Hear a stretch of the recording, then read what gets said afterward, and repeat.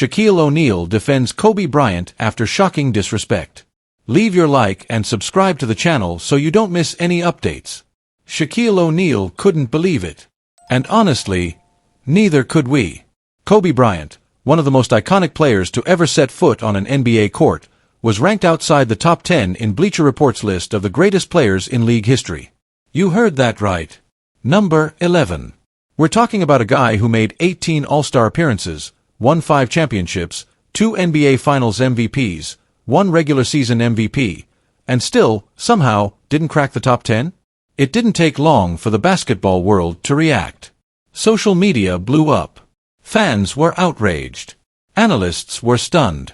And then, Shaq spoke out. The Big Diesel took to X, formerly Twitter, and didn't hold back. He simply wrote, "Kobe at 11 is criminal."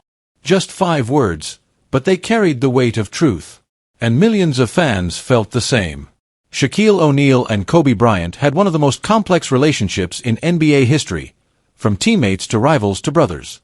But one thing was always clear: Shaq had deep respect for Kobe's greatness. This wasn't just friendly support.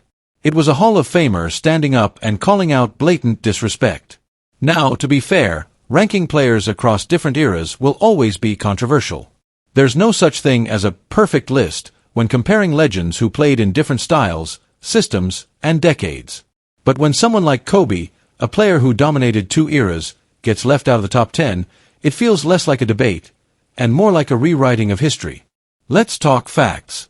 Kobe Bryant wasn't just a scorer. He was a killer. One of the most feared players in clutch moments. He had the footwork of a dancer, the mindset of a warrior, and the killer instinct of a true competitor. And he backed it all up with titles, records, and unforgettable moments. He dropped 81 points in a single game. Scored 60 in his final performance, at age 37. He led the Lakers to back-to-back titles after the Shaq era. And for 2 full decades, he was the Los Angeles Lakers. And we're supposed to believe he's number 11? Some of the names ranked ahead of him include Stephen Curry, Tim Duncan, and even Bill Russell. All legends in their own right. But let's be honest, Kobe has a case over every one of them. Steph changed the game with a 3-point shot, no doubt. But he was never the defender Kobe was. He doesn't have 5 rings. And he never showed the same relentless dominance that Kobe brought every single night. Tim Duncan, a model of consistency and greatness, for sure. But he played in a structured, stable system in San Antonio. Kobe's path to greatness was messier, more dramatic, and demanded more from his individual brilliance. And Bill Russell, 11 championships, no one's taking that away. But the era he played in was so different that comparisons lose meaning. Kobe competed in the golden age of talent, against LeBron, Wade, Garnett, Iverson, Durant, and the list goes on. And still, he won. He battled. He persevered. Let's not forget, early in his career, critics said Kobe needed Shaq to win. They called him a sidekick. Said he couldn't do it alone. But in 2009 and 2010, he proved them dead wrong. He led the Lakers to 2 straight championships without Shaq, and did it with grit, leadership, and pure willpower. Sure, he had help. Pau Gasol, Lamar Odom, Derek Fisher, those teams were solid. But make no mistake, Kobe was the engine. The soul. The reason those banners are hanging from the rafters today. And yet, number 11? As if that weren't enough, Kobe's defense is massively underrated. Most people focus on the highlights, buzzer beaters, dunks, flashy passes. But Kobe was also a lockdown defender. He made the all-defensive team 12 times. That's more than most elite defenders ever get. He guarded the opponent's best player, took on the toughest assignments, and never backed down. In a league where offense grabs all the headlines, Kobe dominated on both ends of the court. So why the disrespect? Maybe it's recency bias. Maybe it's media narratives. Maybe some people just didn't realize what they were witnessing. But as Shaq put it best, Kobe at 11 is criminal. And honestly, that might be putting it lightly. Kobe Bryant wasn't just a basketball player. He was a symbol, a mentality, a legend. He inspired an entire generation. redefined what it meant to outwork the competition, made the impossible feel within reach. And while some rankings might forget that, the fans never will. So, to the people who made that list, maybe it's time to go back and watch the film. Because number 11? That's not just wrong. It's disrespectful. Kobe Bryant belongs in the top 10. And if you ask Shaq, and millions of fans around the world, he deserves to be even higher. Lakers fans, get ready. The NBA offseason just got a whole lot more interesting, and it revolves around none other than LeBron James. Yes, the king himself might be on the move, and it's no longer just a rumor. According to Bleacher Report's insider Greg Swartz, a trade involving LeBron James is becoming more than just a possibility. It's starting to look like a probability. LeBron James has been the face of the Los Angeles Lakers for years, leading the franchise to a championship and cementing his legacy as one of the greatest players in NBA history. But now, after the Lakers' recent struggles and changes, the question on everyone's mind is, will LeBron be wearing purple and gold next season? Swartz's report doesn't just suggest it, he states it outright. A James trade should be viewed not just as possible at this point, but probable. That's a bold claim. Moving a player of LeBron's caliber is never easy. His salary alone is massive, $52.6 million for the upcoming 2025-26 season, and that's a significant financial hurdle for any team. The Lakers would have to be very strategic to manage that salary while still maintaining a roster capable of competing for a championship. It's a delicate balancing act. But according to Swartz, there are a handful of possible trade scenarios that the Lakers could explore. One critical piece of the puzzle is LeBron's no-trade clause. This means he has to approve any trade. He can't just be moved without his consent. That gives LeBron a lot of control over his future, and any potential deal would require cooperation between him and the Lakers organization. Now, many have speculated that a buyout could be the easiest way for LeBron to leave, allowing him to become a free agent and sign wherever he wants. But a buyout wouldn't be beneficial for the Lakers financially or strategically. They would lose value in return, which is something the front office definitely wants to avoid. The rumors started swirling after LeBron's agent, Rich Paul, made a revealing statement to ESPN regarding James' decision to pick up his $52.6 million player option for the next season. This move signals that LeBron is committed to playing at least one more year with the Lakers, but it also sparked a lot of questions. Rich Paul said, LeBron wants to compete for a championship. He knows the Lakers are focused on building for the future. He understands that, but he values a realistic chance of winning it all. That's the heart of the matter. LeBron isn't just playing to stay on the roster, he wants to win. And while he respects the Lakers' rebuilding plans, he also wants a clear path to a title. Paul went on to emphasize the long-standing relationship between LeBron and the Lakers' leadership. We are very appreciative of the partnership that we've had for 8 years with Jeannie Buss and Rob Pelinka, and consider the Lakers as a critical part of his career. This shows there's still mutual respect and goodwill, but it also hints that tough decisions lie ahead.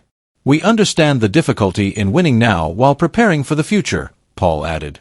We do want to evaluate what's best for LeBron at this stage in his life and career. He wants to make every season he has left count, and the Lakers understand that, are supportive and want what's best for him.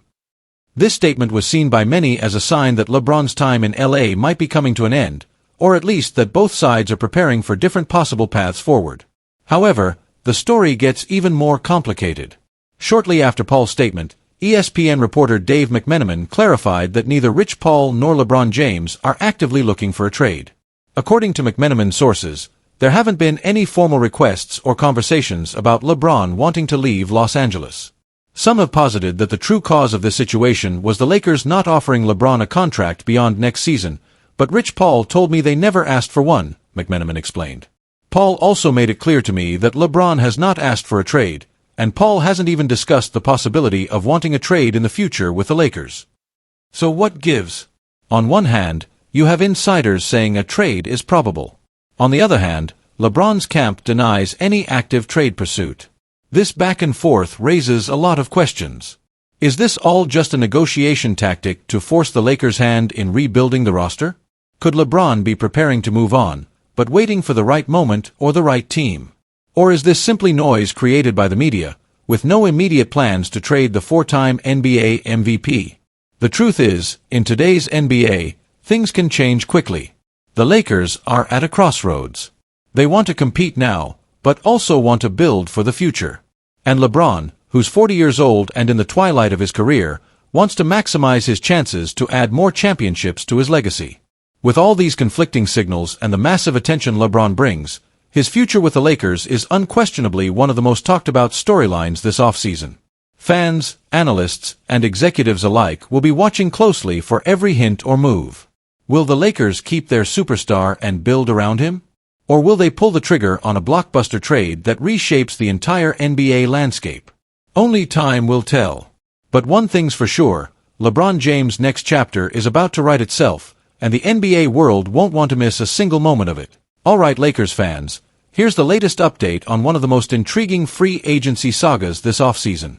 The Los Angeles Lakers are still actively pursuing a veteran big man, and that player is none other than Al Horford, a name that has popped up repeatedly since free agency began.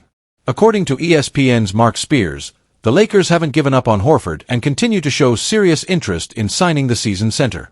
This comes despite LA already signing two big men in the offseason.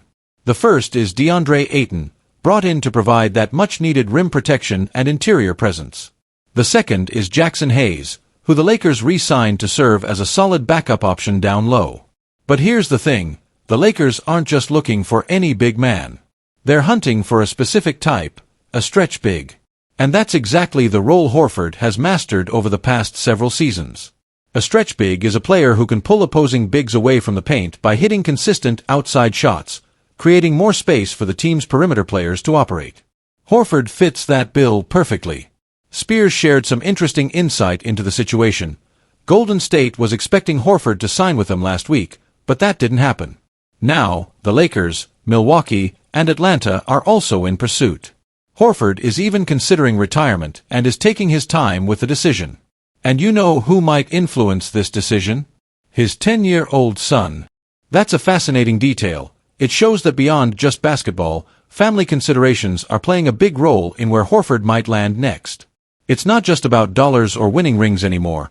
It's about lifestyle and what makes the most sense for his life off the court. Just last week, it looked like Horford was set to join the Warriors. He was expected to bring veteran leadership and shooting to Golden State's roster, helping to stretch the floor and provide defensive toughness. But those talks have stalled. The situation opened the door for other teams, including the Lakers, to try and make their move. So why is Horford such a coveted player? Well, he's evolved his game considerably over his career. In the 2024-25 season, he averaged an impressive 5.2 three-point attempts per game. What's more, he's averaged at least 3 three-point attempts every season since 2015-16, the year he made his second consecutive All-Star appearance. That's a huge transformation because, earlier in his career, Horford was barely shooting threes at all. For his first 8 NBA seasons, he attempted less than 1 three-pointer per game on average. Last season, Horford put up solid numbers with the Boston Celtics, averaging 9 points and 6.2 rebounds per game. The Celtics have been his home for the past 4 seasons, but his career journey includes 2 stints in Boston separated by stops with the Philadelphia 76ers and the Oklahoma City Thunder. Before all that, Horford spent his first 9 seasons with the Atlanta Hawks, where he first established himself as a reliable and versatile big man in the league. The Lakers' interest in Horford highlights their strategy this offseason. They're clearly aiming to bolster their frontcourt with a big who can shoot from outside and stretch defenses, something they've lacked in recent years. The addition of Horford would bring not only shooting but also leadership and experience, invaluable qualities for a team aiming to contend for a championship. However, the Lakers need to move quickly. Free agency moves fast, and Horford is the top stretch big on the market right now. If LA waits too long, another team could swoop in and secure his services. Landing Horford could be a game-changer for the Lakers. It would give them a versatile big man who can space the floor, defend multiple positions, and provide veteran savvy, all key ingredients for a deep playoff run. In the bigger picture, signing Horford would send a message that the Lakers are serious about competing in the 2025-26 season. It would show they're willing to make smart moves and add pieces that fit their style and needs. Of course, there's still uncertainty. Horford is reportedly considering retirement, and family factors could influence his decision. But the fact that the Lakers remain in the conversation shows their commitment to building a roster capable of contending now. while also planning for the future. So, Lakers fans, keep your eyes peeled. This Horford pursuit is far from over, and it could be one of the most important moves the Lakers make this offseason. If they pull it off, it could reshape their chances heading into next season and beyond. That's all for now, but stay tuned. We'll keep you updated on any new developments in this story and everything else happening around the league.